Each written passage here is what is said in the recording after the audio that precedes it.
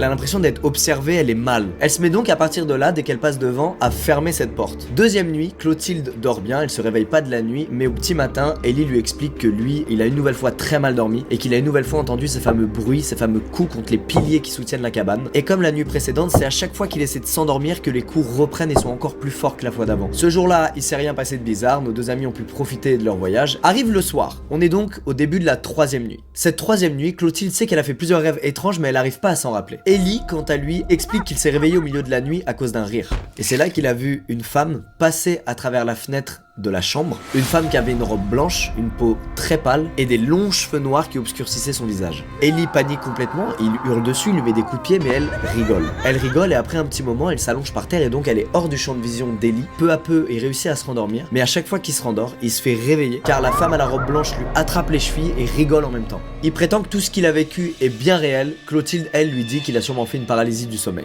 Bref, la journée passe, rien d'étrange et vient la quatrième nuit. Ellie explique à Clotilde que c'était de très loin la pire nuit du voyage pour lui. Il a revu cette femme en blanc, mais c'était encore plus intense que la nuit d'avant, c'était encore plus terrifiant. Clotilde essaie de le rassurer, essaie de lui dire de se détendre, de se calmer, que tout va bien. Mais d'un autre côté, elle a aussi ce sentiment de mal-être vis-à-vis de la fenêtre de la salle de bain. Et en plus de ça, ce matin-là, elle constate que le pendentif porte-bonheur qu'elle a ramené et qu'elle a mis sur sa table de nuit a disparu. Clotilde précise que c'est pas un truc qui a de la valeur, c'est pas un objet qui vaut cher du tout, c'est de la camelote, mais en revanche, ça avait de la valeur affective pour elle. Et c'est un truc qui lui a souvent porté chance dans sa vie. Et donc évidemment, elle est triste de l'avoir perdu. Petite ellipse, on est au début de la sixième nuit, c'est leur dernière soirée en amoureux dans cet endroit magnifique et donc ils décident d'aller faire un petit bain de minuit dans le jacuzzi. Une fois dans le jacuzzi, Clotilde ressent ce qu'elle a déjà ressenti plus tôt, elle se sent observée, mais cette fois elle a aussi le feeling qu'elle est